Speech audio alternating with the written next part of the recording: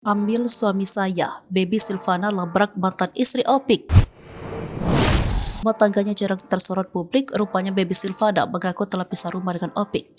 Bahkan Baby menyebut sudah sebulan lebih kembali ke rumahnya di Bandung berpisah dengan Opik.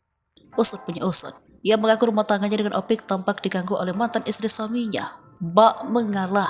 Kini Baby Silvana pun menantang mantan istri Opik untuk merebut kembali suaminya.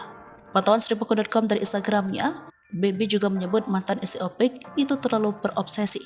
Ambillah suamiku sesuai dengan obsesimu selama ini, kata Baby Silvana di Instagram story-nya pada Rabu 30 Agustus 2023. Makanya, jangan sok diceraikan setelah dinikahi orang.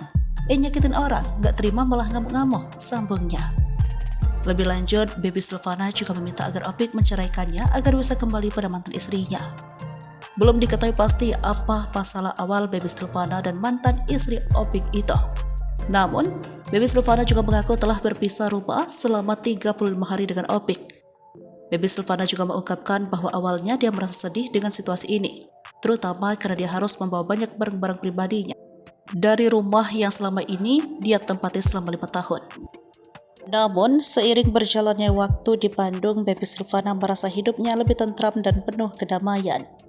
Tapi ternyata selama di Bandung kita hidup dan merasakan suasana penuh kedamaian, keberkahan, ada keadilan terlindungi, bahagia dan Allah tambahkan nikmatnya saat bersama anak-anakku. Berkumpul, mendidik, menjaga dan semuanya karena Allah, sambungnya. Sebelum Baby Silvana sempat membantah dirinya telah meninggalkan Opik dan pulang ke rumah orang tuanya. Ia mengaku memiliki alasan lain mengapa dirinya pulang ke rumah orang tuanya.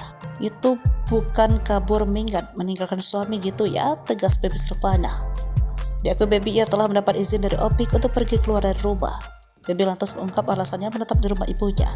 Tapi dalam urusan ibu sedang sakit, itu pun atas dasar izin dari suami ya, Mas Opik, ungkapnya. Baby mengatakan bahwa ia masih menyimpan bukti chatting dengan Opik saat izin pulang ke Bandung beberapa waktu lalu.